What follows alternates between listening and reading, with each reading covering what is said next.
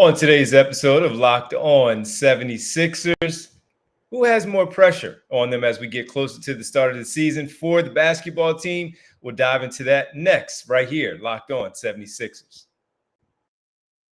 You are Locked On 76ers, your daily Philadelphia 76ers podcast. Part of the Locked On Podcast Network, your team every day.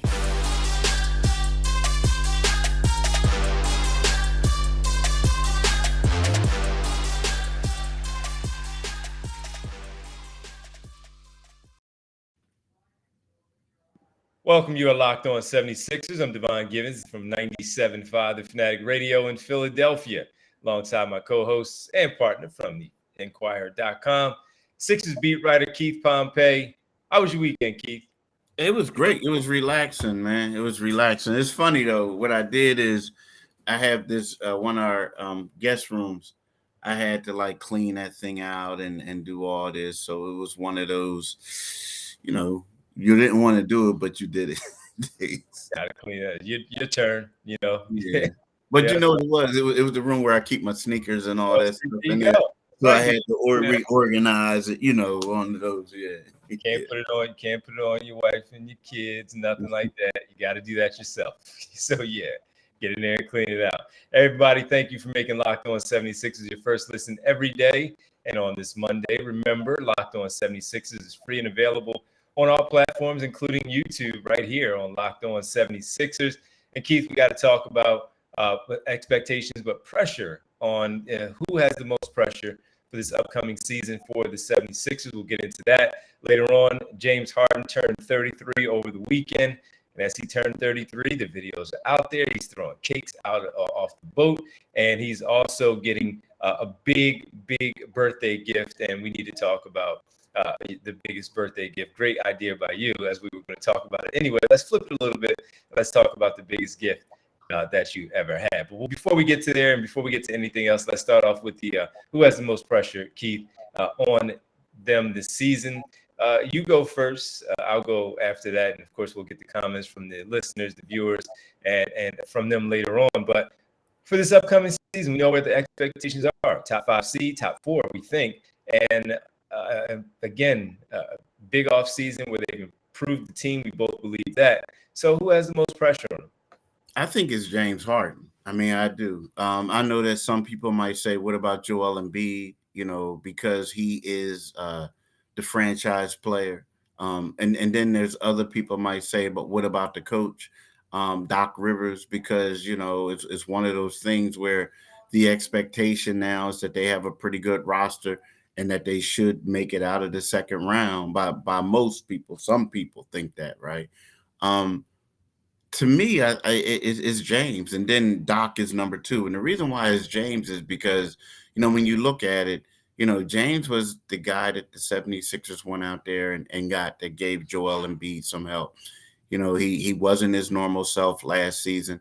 All we do is we see videos of James working out, like you said, throwing cake out of the window. I don't know if that was a real cake or not, but throwing cake out of the window, it wasn't real, right? That wasn't.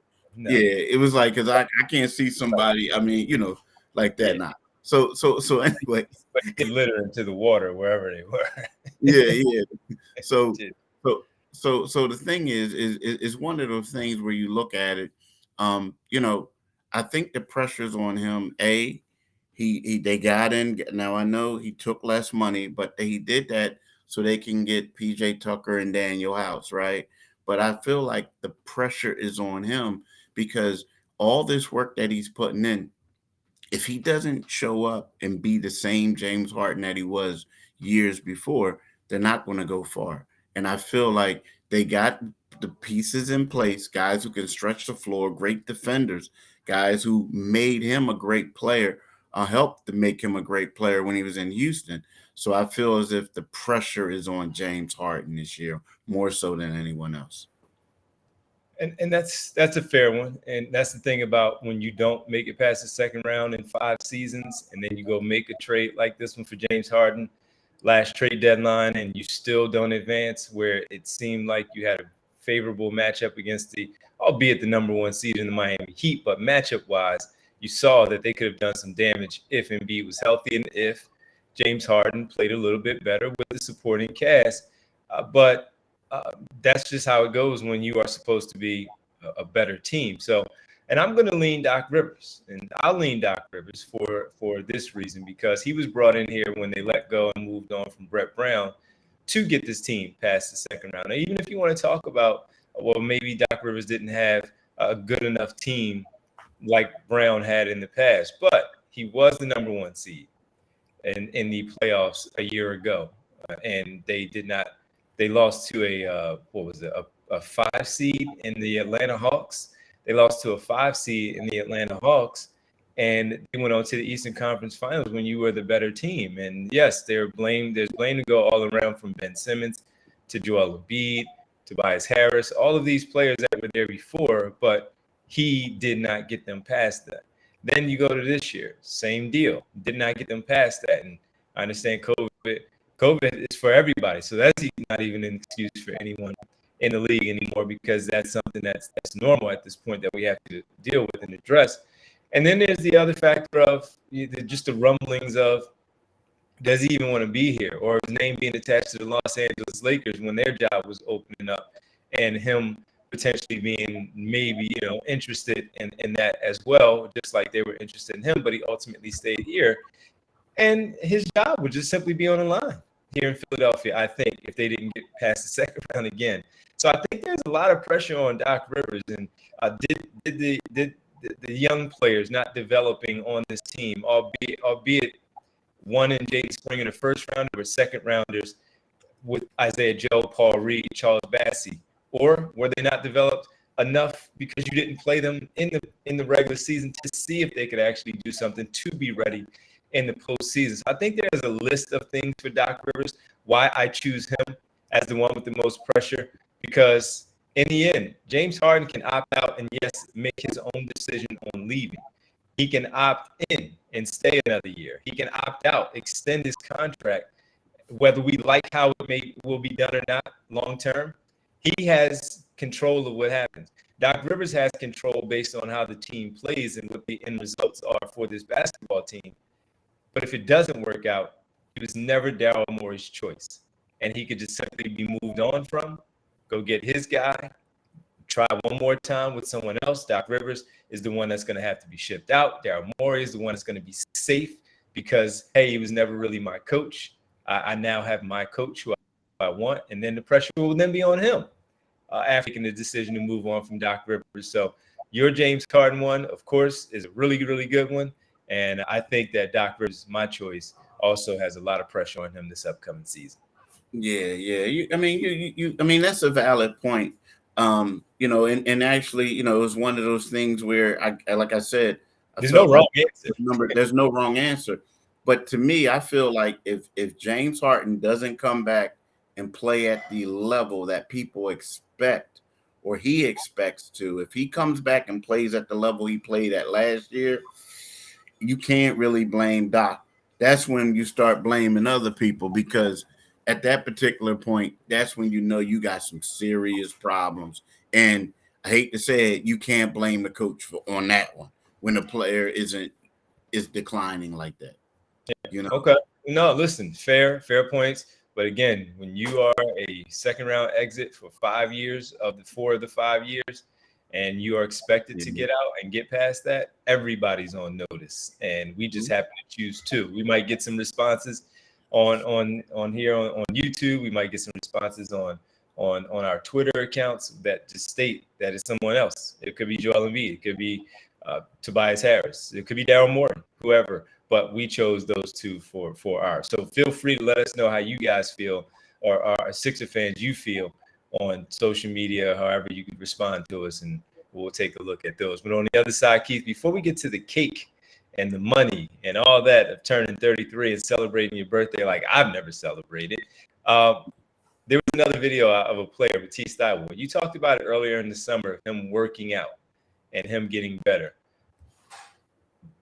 The responses were interesting when you look at those. And I wanted to address those a little bit and ask you, what is the player supposed to do when the video is out there and they're working on one thing, people don't see the other, and they respond kindly or in kind, or however you want to put it, with what Matisse Thybulle was working on. We'll address that next right here on Locked On 76ers.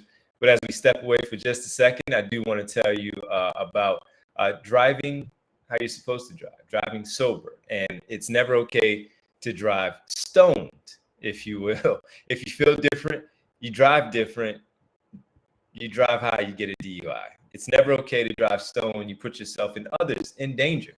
If you've been using marijuana in any form, do not get behind the wheel. If you feel different, you drive different again. You drive high, you get a DUI. Do you think it's okay to drive stoned? The truth is your reaction time slows way down when you're high. You not only put yourself in danger, but everyone around you. Stop kidding yourself. If you've been using marijuana in any form, do not get behind the wheel. If you feel different, you drive different, drive high, get a DUI. Are you one of those people who thinks it's okay to drive stoned? What's the worst that can happen? You can end up driving below the speed limit. It's not a big deal, right? Wrong. The truth is your reaction time slows way down when you're high. You not only put yourself in danger, but everyone around you. Talk about a buzzkill. I know, but stop kidding yourself. It's not okay to drive high. If you've been using marijuana in any form, please do not get behind the wheel. If you feel different, you drive different. Drive high, get a DUI. If you feel different, you drive different. The end result, you won't like it with the DUI. Do it today, people. Do it today. Drive responsibly. You better. I know somebody's like, oh, no, I feel good. I know you feel good. You feel so good that sometimes you lose your senses a little bit, reaction. So, drive safe. Thank you, everybody, for making Locked On 76ers your first listen. For your next listen, check out the Locked On Now podcast for nightly recaps of every NBA game with analysis from our local experts. It's free and available wherever you get your podcast. All right, Keith, before we get to James Harden, we'll get to that in the last segment. Matisse Thybulle has been working out. Ball dribbling, ball handling skills, 2 dribbles, 2 basketballs, working on something that I believe he needed to improve. He did not feel comfortable putting the ball on the floor in his first couple of seasons with the Sixers. I think he's athletic enough when he gets to the rim, if he trusts what he does before that to get there, without only relying on the pass to come from Harden, Maxey, Harris, and Embiid, that he will succeed a little bit better if he trusts himself putting the basketball on the floor just a little bit on simple catch, drives, 1 ball fake, go to the basket, elevate, uses athleticism to finish at the rim. He has that in him. That's what's frustrating a lot of times, is that he is so athletic, and I think he could be a better finisher at the rim than he already is, and he has shown glimpses of being an okay defender thus far. When the video came out of him working on his ball handling, immediately people went to, yeah, that's what he needs to be working on. How about the outside shooting? Well, first of all, you can improve on everything. And he needs to improve his ball handling just as much as he needs to improve his outside shooting. Secondly, we haven't seen videos of his outside shooting. They only decided to share that one. So that's all we have. So it's not to say that he is not working on the other area of his game that needs some improvement. It's just that that's the only one that was shown. And that's the one that we can look at, react to, and hope that the other one is in fact happening. If we didn't see any video at all, we won't have an idea until the season started. How do you look at these videos? Oh, look, we saw the Ben Simmons thing, and that just kept going year after year after year after year, showing him shooting. He wasn't shooting. So at that point, it's like, all right, enough is enough. We don't care anymore. We don't want to see it. James Harden, he's in it Hall of Famer. You show those videos, show his body getting right, as far as his body looking, all good. Tyrese Maxey, there are different responses every time a player puts out a video or someone else puts out a video of a player. How do you look at these? And specifically, how do you look at this one for Matisse Thybulle? I mean, like, it's weird. Like, you listen to some of the comments, and it's foolish to me because, first of all, what he was doing is Matisse has been working on this shot all summer, focusing on that, putting in time. When that video was taken, Matisse was in California working out with DeMar DeRozan and this dribbling guy. They just went out there and did some things. Right. And the video came out. So, it's one of those things where people are like, oh, he should be doing this, he should be doing that. But it's one of those things where, like you said, that's the video that came out. I feel like it doesn't really make sense. I mean, to me, when people see stuff, they got to understand these guys just on the summertime, they work on their entire games. They work on everything. And I feel like this was one thing that he did where he specialized and the people in the gym, someone put it out there. So, there's more to what he's doing. Like I said, he's working on everything. But for people to just come out and like, oh, look, this is what I want to see. Nah, this is just part of it. Like, and then he's working out with an all-star. He's working out with a guy who was basically some people thought was going to be a legitimate MVP candidate at one time of the season. So, you know what I mean? Like, hey, he was out working instead of being home in Seattle playing in the pro-am that LeBron was in. So he's taking things seriously. So I think you just need to cut him some slack. I certainly do. It's not a big deal to me. I think it's good that he's out there doing that because, again, I don't believe that's – and as you said it, the information that you got is he has been working on any and everything that he can to improve his basketball game.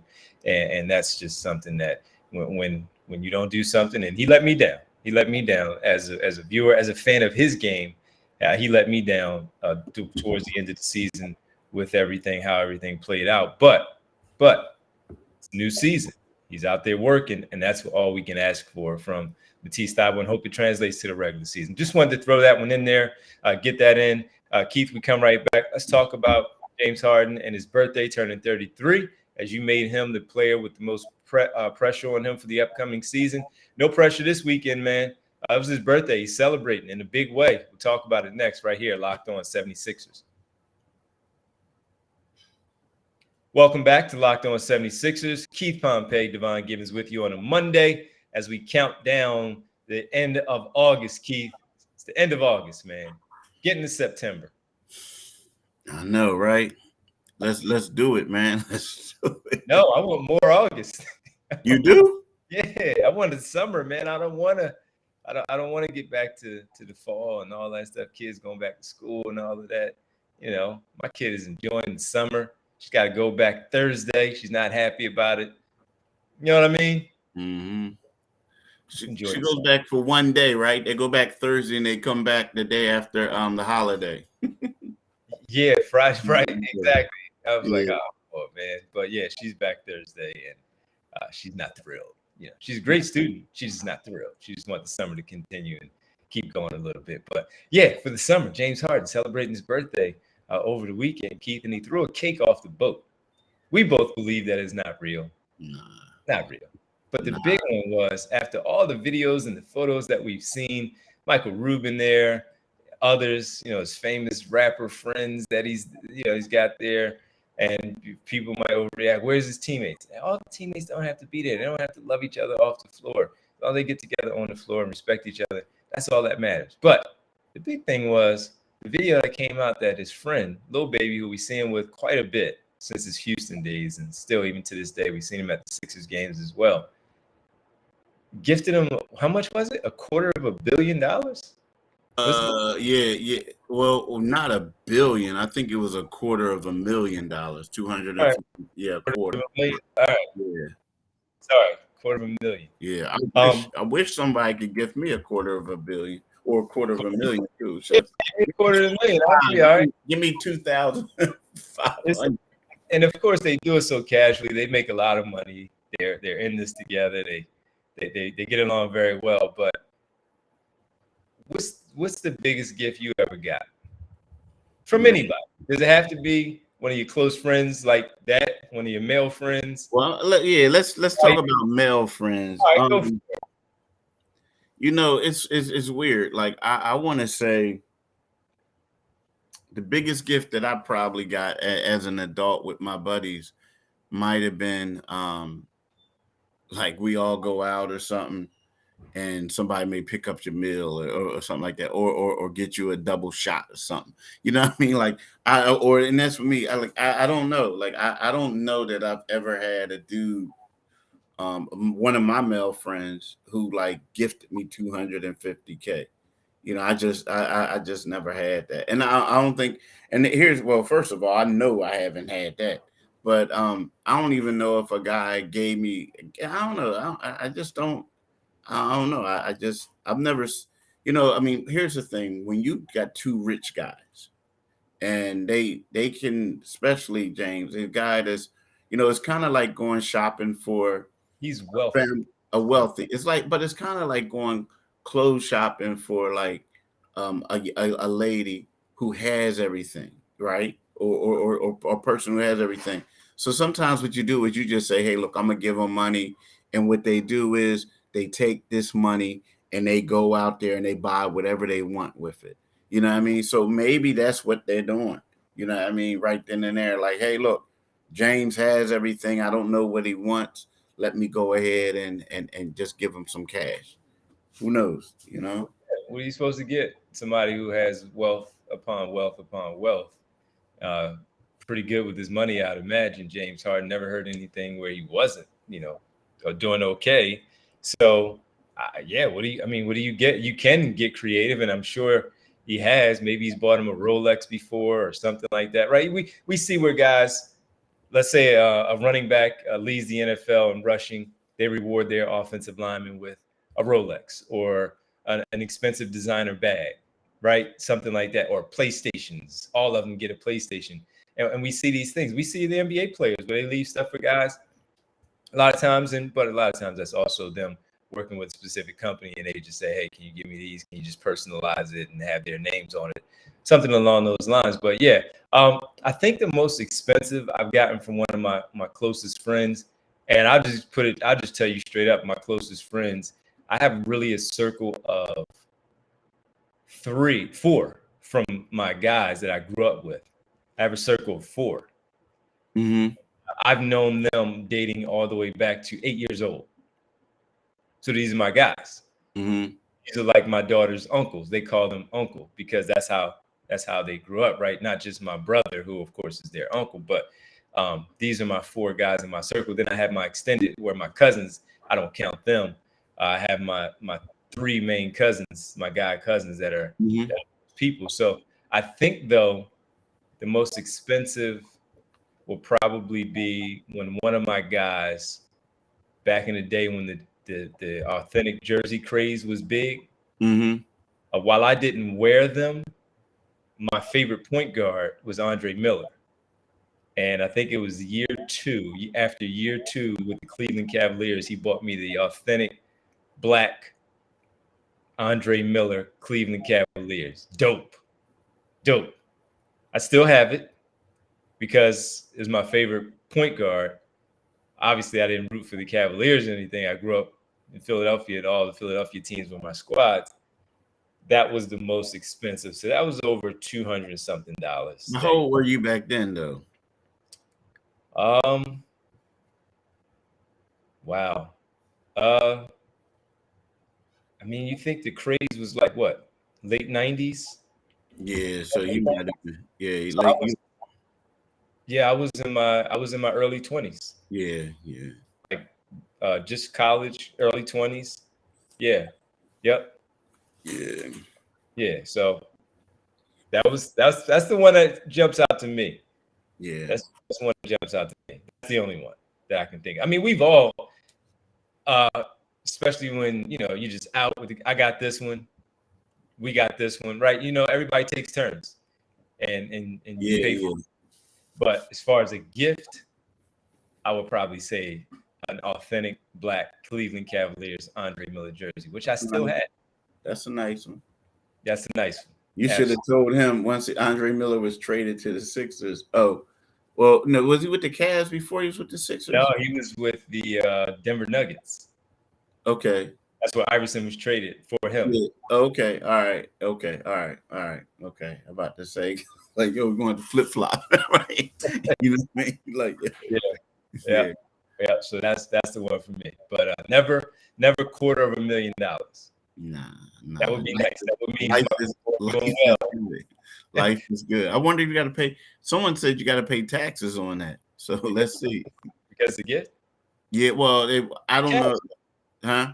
It's cash. Well, maybe not. But someone told me today that this morning that you got to pay if it's more than $10,000, you have to pay tax on it.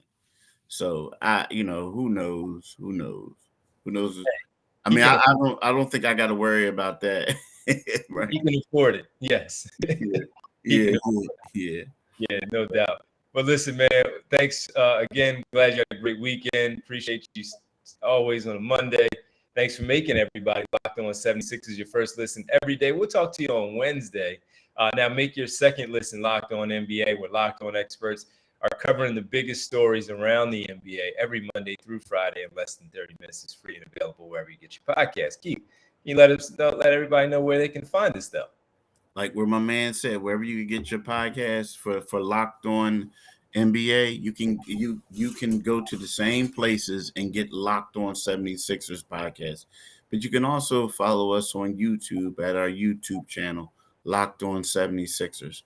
Once you get onto YouTube, you log in Locked On 76ers, you get into it, and then you see that Liberty Bell. You click on that Liberty Bell and you become a subscriber. You can listen to D from 6 to 10 p.m. on 97.5. Monday through Wednesday this week. Monday through Wednesday this week. So which Thursday, Friday, 10 a.m. to 2 p.m. Midday. Okay. So at 97.5, but Monday through Wednesday is going to be D's show, the Divine Giving Show. And then you can follow him on Twitter at DivineG975. You can follow me on Twitter at Pompey on Sixers. And I'm on vacation until the 12th of September. A couple more weeks, man. You got the extended the home stretch.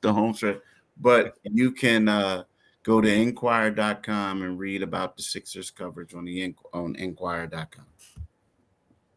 Well, listen, man, thanks as always to you, Keith. Thanks everybody out there for hanging out with us, and we'll talk to you on Wednesday. Have a good one. Peace.